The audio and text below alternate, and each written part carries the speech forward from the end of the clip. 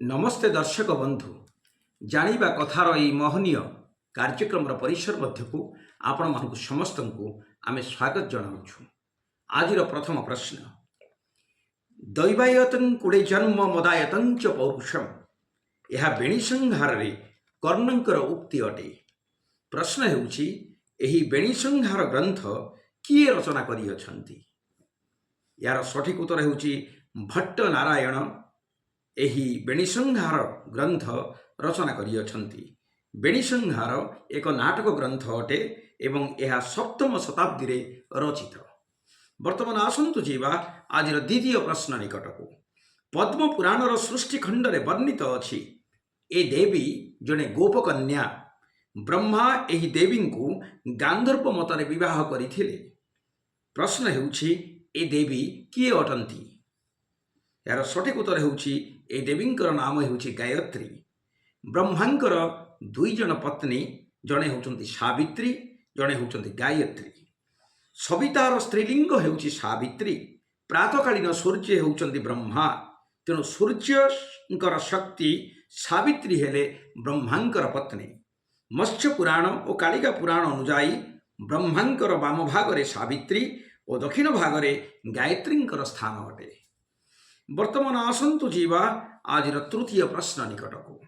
थरे महान जर्मान कवि गेटे मत देइथिले जे बसंतर पुष्प परिणत फल एवं स्वर्ग और मर्त्यर दुर्लभ समावेश जदि कहीं देखा चाहती तेबे एही संस्कृत ग्रंथटी को पाठ करंतु। प्रश्न हेउछि एठारे केउ प्रसिद्ध संस्कृत ग्रंथ संपर्क रे महाकवि गेटे मंतव्य प्रदान करिअछंती। यार सठिक उत्तर हेउछि कालिदासंकर रचित संस्कृत भाषार एक नाटक ग्रंथ अभिज्ञान शकुंतलम। एही ग्रंथ संपर्क रे एठारे गेटे एभली मत देइअछंती। बंधुगण 1779 ख्रीष्टाब्द सार विलियम जोन्स जेतबळे कालिदासंक रचित अभिज्ञान शकुंतलम को इंग्रजी भाषा को अनुवाद कले से अनुवाद को अवलंबन करी 1791 ख्रीष्टाब्द गियर्स फोर्स्टर जर्मनी भाषा रे अनुवाद करथिले। फलरे महान जर्मान कवि गेटे अभिज्ञान शकुंतलम रचना नैपुण्य सह परिचित हेले और एभली मंतव्य प्रदान करथिले। एबे आसंतु जीवा आज चतुर्थ प्रश्न निकट को। ब्रदर्स कारामाजोव ए प्रसिद्ध उपन्यास किए लिखि अछंती। ए प्रसिद्ध उपन्यास रचयिता हेले महान औपन्यासिक ड्रस्टोभस्की। एही पुस्तक रे इभान तार सान भाई आल्लोसा निकटरे गोटे कविता पढ़ुथिबार कथा उल्लेख रही। कविताटीर विषय वस्तु हेउछि जीशुख्रीष्ट स्वदेहरे पुणी थरे मर्त्य को फेरी आसिया मात्रे तांकु किभली काराकक्षरे संगे संगे आबद्ध करा जाइछि। निशार्धरे महान विचारक माने तांक निकट को जाई कहउछंती आपण कोन सेई जीसस क्राइस्ट। आमे तो एबे आपनक पई ओ काम करूनु। आमर प्रभु हेउछंती आउ जणे एवं यह ही होउछि आम जीवनर गोपन रहस्य। आपण दयाकरी एठारु फेरी जातु। सुधी दर्शक बंधु ठीक यही कथा सेंट जोआन नाटक माध्यम जॉर्ज बर्नार्ड्स मध्य आम मान कही अछंती। एबे आसंतु जीवा आज पंचम प्रश्न निकट को।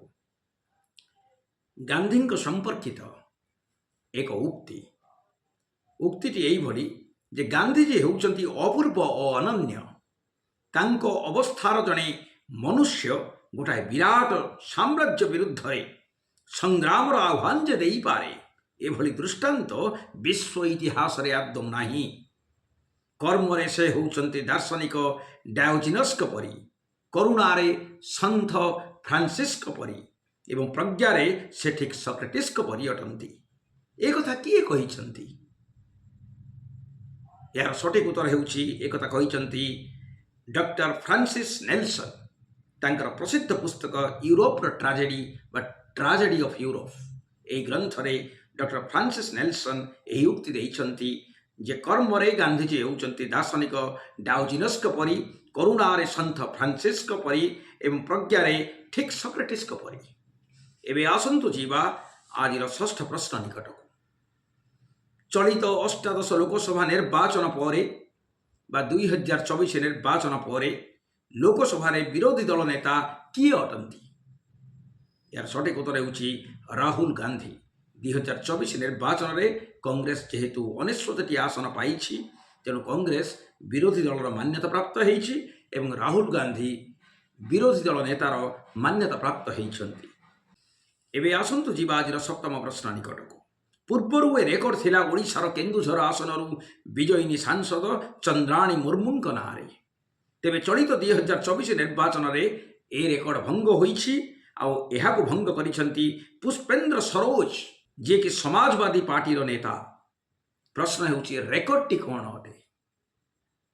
ରେକର୍ଡଟି ହେଉଛି ଏଯାବତ୍ ଲୋକସଭାର ସେ ହେଉଛନ୍ତି ସର୍ବକନିଷ୍ଠ ସାଂସଦ। ମାତ୍ର 25 ବର୍ଷ 3 ମାସରେ ସେ ଏହି ପଦ ଅଳଙ୍କୃତ କରିଅଛନ୍ତି ଏବଂ କୌଶାମ୍ବୀରୁ ଦୁଇ ଥର ବିଜେପି ସାଂସଦ ଥିବା ବିନୋଦ ସୋନକରଙ୍କୁ ସେ ପରାସ୍ତ କରିଛନ୍ତି। ପୁଷ୍ପେନ୍ଦ୍ର ସରୋଜ ଏହିଭଳି ଭାବରେ ହେଉଛନ୍ତି ଏଯାବତ୍ ଲୋକସଭାର ସର୍ବକନିଷ୍ଠ ସାଂସଦ। ଏବେ ଆସନ୍ତୁ ଯିବା ଆଜିର ଅଷ୍ଟମ ପ୍ରଶ୍ନ ନିକଟକୁ। ଦେଶର ଜଙ୍ଗଲ ଓ ପରିବେଶ ବିଭାଗ ପକ୍ଷରୁ ଓଡ଼ିଶାର ଏହି ସ୍ଥାନ ଜୈବ ବିବିଧତା ଐତିହ୍ୟ ସ୍ଥଳର ମାନ୍ୟତା ପାଇଅଛି। ସମୁଦ୍ର ପତନ ଠାରୁ 518 ମିଟର ଉଚ୍ଚରେ ଅବସ୍ଥିତ ଏହି ସ୍ଥାନର ନାମ ହେଉଛି ମଣ୍ଡାସରୁ। ପ୍ରଶ୍ନ ହେଉଛି ମଣ୍ଡାସରୁ କେଉଁ ଜିଲ୍ଲାରେ ଅବସ୍ଥିତ? ଏହାର ସଠିକ ଉତ୍ତର ହେଉଛି ମଣ୍ଡାସରୁ କନ୍ଧମାଳ ଜିଲ୍ଲାରେ ଅବସ୍ଥିତ ଏବଂ କନ୍ଧମାଳ ଜିଲ୍ଲାର ରାଇକିଆ ନିକଟରେ ମଣ୍ଡାସରୁ ଅବସ୍ଥିତ। ଏବେ ଆସନ୍ତୁ ଯିବା ଆଜିର ନବମ ପ୍ରଶ୍ନ ନିକଟକୁ। ସେ ମେଦିନପୁରର ଜଣେ ଓଡ଼ିଆ ବ୍ରାହ୍ମଣ ଥିଲେ। ତାଙ୍କ ସମ୍ପର୍କରେ ବଙ୍ଗଳାର ଏକ ଢଗ ରହିଛି। ସେ ଦେଖିବାକୁ କିପରି? ଉତ୍ତରଟି ହେଉଛି କଲିକତାର ଓଡ଼ିଆ ଦରୱାନ ଯେପରି। ପ୍ରଶ୍ନ ହେଉଛି ଏହି ଢଗ ସେ ଦେଖିବାକୁ କିପରି? ନା କଲିକତାର ଓଡ଼ିଆ ଦରୱାନ ଯେପରି। ଏଠାରେ କାହାଙ୍କ ସମ୍ପର୍କରେ ଆଲୋଚନା କରାଯାଉଅଛି? ଏହାର ସଠିକ ଉତ୍ତର ହେଉଛି ଏଠାରେ ସୁପ୍ରସିଦ୍ଧ ସମାଜ ସଂସ୍କାରକ ଈଶ୍ୱର ଚନ୍ଦ୍ର ବିଦ୍ୟାସାଗରଙ୍କ ସମ୍ପର୍କରେ ଆଲୋଚନା କରାଯାଉଅଛି। ସେ ଯେ କେବଳ ବଙ୍ଗଳାର ସର୍ବଶ୍ରେଷ୍ଠ ସମାଜ ସଂସ୍କାରକ ଥିଲେ ତା ନୁହେଁ, ସେ ମଧ୍ୟ ହେଲେ ବଙ୍ଗଳା ଗଦ୍ୟ ସାହିତ୍ୟର ଆଦ୍ୟ ପ୍ରବର୍ତ୍ତକ। ଏବେ ଆସନ୍ତୁ ଯିବା ଆଜିର ଦଶମ ପ୍ରଶ୍ନ ନିକଟକୁ। ପ୍ରଥମ ବଙ୍ଗଳା ବ୍ୟାକରଣ ଗ୍ରନ୍ଥର ପ୍ରଣେତା ହେଲେ ଜଣେ ଓଡ଼ିଆ। ପ୍ରଶ୍ନ ହେଉଛି ସେ କିଏ ଅଟନ୍ତି? ଏହାର ସଠିକ ଉତ୍ତର ହେଉଛି ସେ ହେଉଛନ୍ତି ଗଦାଧର ବିଦ୍ୟାବାଗୀଶ। 1806ରେ ସେ ଏହି ଗ୍ରନ୍ଥ ପ୍ରଣୟନ କରିଥିଲେ। ସେ ଥିଲେ ଫୋର୍ଟ ୱିଲିୟମ କଲେଜର ପଣ୍ଡିତ। ଅବସର ପରେ ସେ ଓଡ଼ିଶା ଆସି କଟକ ଟ୍ରେଜେରୀରୁ ପେନ୍ସନ୍ ପାଉଥିଲେ। ଏବେ ଯିବା ଆସନ୍ତୁ ଆଜିର ଏକାଦଶ ପ୍ରଶ୍ନ ତଥା ଶେଷ ପ୍ରଶ୍ନ ନିକଟକୁ। ଓଡ଼ିଆ ସାରଳା ମହାଭାରତର ପ୍ରେରଣାରେ ବା ଅନୁସରଣରେ ସେ ରଚନା କରିଥିଲେ ବଙ୍ଗଳା ଭାଷାରେ ପ୍ରଥମ ମହାଭାରତ ଗ୍ରନ୍ଥ। ସେ କିଏ ଅଟନ୍ତି? ସେ ହେଉଛନ୍ତି କାଶୀ ରାମ ଦାସ। ଏବଂ ଓଡ଼ିଆ ମହାଭାରତ ରଚନା ହେବାର ପ୍ରାୟ 60 ବର୍ଷ ପରେ ବଙ୍ଗଳା ଭାଷାରେ ମହାଭାରତ କାଶୀଦାସ ରଚନା କରିଥିଲେ। ସୁଧୀ ଦର୍ଶକ ବନ୍ଧୁ, ଆଜି ଆମ ହାତରେ ଥିବା ସମସ୍ତ ପ୍ରଶ୍ନର ଆଲୋଚନା ଆମେମାନେ କରିସାରିଛୁ। ତେବେ ଆଜିର କାର୍ଯ୍ୟକ୍ରମ ଆପଣମାନଙ୍କୁ କିଭଳି ଲାଗିଲା ଦୟାକରି କମେଣ୍ଟ ବକ୍ସ ନିକଟକୁ ଆସି ଆମମାନଙ୍କୁ ଜ୍ଞାତ କରାଇବା ହେବେ ଓ ନିବେଦନ କରିବୁ ମଝିରେ ମଝିରେ ଏଇଭଳି କିଛି ମହନୀୟ ଏପିସୋଡ୍ ଭେଟିବା ପାଇଁ ଦୟାକରି ୟୁଟ୍ୟୁବର ଚମନ ଭାଇନା ଚ୍ୟାନେଲକୁ ସବସ୍କ୍ରାଇବ୍ କରିବା ହେବେ। ଆଜି ପାଇଁ ବିଦାୟ ମାଗୁଛୁ। ବହୁତ ବହୁତ ଧନ୍ୟବାଦ ଆପଣମାନଙ୍କୁ।